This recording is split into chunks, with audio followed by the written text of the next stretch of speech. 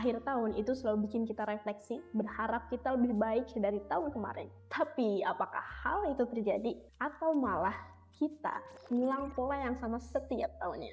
Nah, kita bakalan review sedikit nih 2025 itu seperti apa. Jadi 2025 itu bukan tahun yang singkat, bukan tahun yang gampang. Banyak orang yang ngerasa di tahun 2025 itu hidupnya itu kayak roller coaster. Kita ngerasa kayak padat banget, sering terburu-buru. Tapi nggak jarang juga kita sering buang-buang waktu. Lalu yang kemarin mau konten, memang jalan tapi nggak konsisten. Dari sisi keuangan, kita ngerasa seret banget ya. Banyak sekali kebutuhan mendadak tiba-tiba yang nguras dompet. Lalu dari sisi karir juga, banyak yang berharap di 2025 itu karirnya naik, tapi malah stagnan dan malah turun.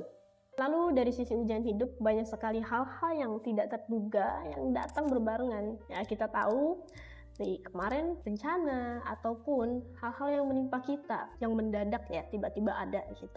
Lalu dari sisi kesehatan, fisik, mental itu naik turun ya. Dari sisi emosi juga sama. Kita gampang kebakar, kita gampang tersulut emosi. Apa yang beredar di media sosial setahun terakhir ini tuh bikin kita jengkel ya, terutama politik. Yang tadi itu bukan berarti kita lemah, tapi jujur aja 2025 itu ngasih pelajaran-pelajaran yang berat buat kebanyakan orang. Tapi memang nggak sedikit juga orang yang banyak beruntung di 2025. Oke, tadi kita udah review nih 2025 seperti apa. Sekarang kita mulai beralih ke resolusi 2026. Nah, ngomongin resolusi ya, ini bukan cuma sekedar omongan, tapi ada datanya, ada faktanya. Kita bakal bahas ini. Nah, jadi data riset itu menunjukkan resolusi yang sering kita buat setiap tahunnya itu rata-rata malah gagal ya di akhir penghujung tahun. Nah, banyak nih orang yang set atau nge-planning atau bikin resolusi di awal tahun, tapi lebih dari 90% resolusi yang sudah dibuat tadi itu ditinggalkan di bulan-bulan pertama awal tahun. Dalam studi lain itu hanya ada sekitar 19% orang yang tetap konsisten menjalankan resolusi atau memegang janjinya ya. Terus ada juga yang bilang hanya sekitar 8-9% aja ya orang yang berhasil mencapai resolusi mereka secara penuh. Nah, sisanya berhenti sebelum waktu yang ditentukan atau sampai akhir tahun. Nah, artinya teman-teman, walaupun niatnya besar, kita bikin dar-der resolusi untuk tahun depan gimana, pada kenyataannya banyak sekali ya yang berhenti jauh sebelum mereka lihat hasilnya atau sampai tengah waktu.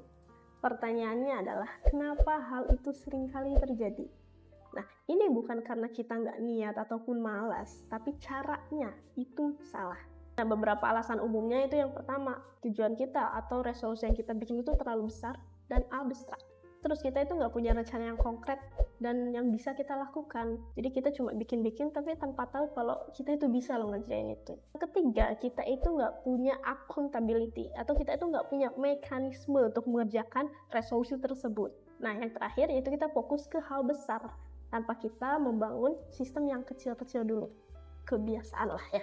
Nah, data menunjukkan sebagian hal ini terjadi karena adanya motivation drop. Jadinya hanya 64 yang masih jalan setelah 1 bulan. Nah, sisanya 46% itu masih jalan setelah 6 bulan. Yang awalnya kita semangat nih di bulan Januari, nah setelah beberapa bulan setelah itu ya udah semangat kita habis. Nah, terus next question adalah gimana? Nah, kita akan fokus ke solusinya. Kalau misalkan cara lama yang sering kita pakai setiap tahun itu gagal, nah berarti kita harus memang ganti caranya, kita ganti strateginya kan. Cara pertama, kita tuh harus fokus ke sistem, bukan cuma target. Jadi kita bukan cuma bikin target, kita pengen kurus, kita pengen diet, tapi kita harus tahu cara-caranya. Misalkan kita harus menyisihkan waktu 30 menit misalkan buat olahraga dalam 2 hari sekali misalnya ya. Kedua, itu kita prioritas ke kebiasaan kecil dan realistis aja. Kebiasaan kecil yang kita pertahankan itu jauh lebih mudah dibandingkan kita stres karena kita harus melakukan sesuatu yang besar sekaligus.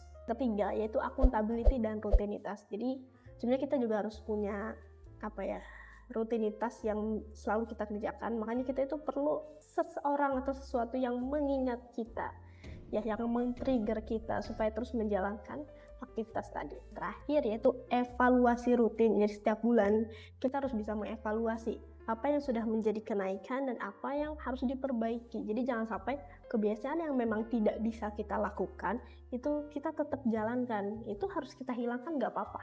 Intinya dari secara keseluruhan ini bukan seberapa banyaknya resolusi kita, tapi ini soal bagaimana kita menjalankannya. Tahun 2026 itu bukan tentang bagaimana cara kita menjadi perfect, tapi bagaimana kita menjadi lebih nyata dan realistis ya dalam mencapai apa yang kita mau. Ini bukan cuma buat teman-teman aja, tapi tentunya ini buat aku. Dan kalau teman-teman ngerasa kita harus benar-benar bisa menjalankan ini dan mewujudkan apa yang kita mau di 2026, ayo kita lakukan bersama, lebih realistis, lebih nyata, dan lebih sadar bahwa sesuatu yang kita inginkan tanpa kita meraihnya, itu cuma bakal jadi mimpi doang. Semoga 2026 menjadi lebih baik. See you in 2026.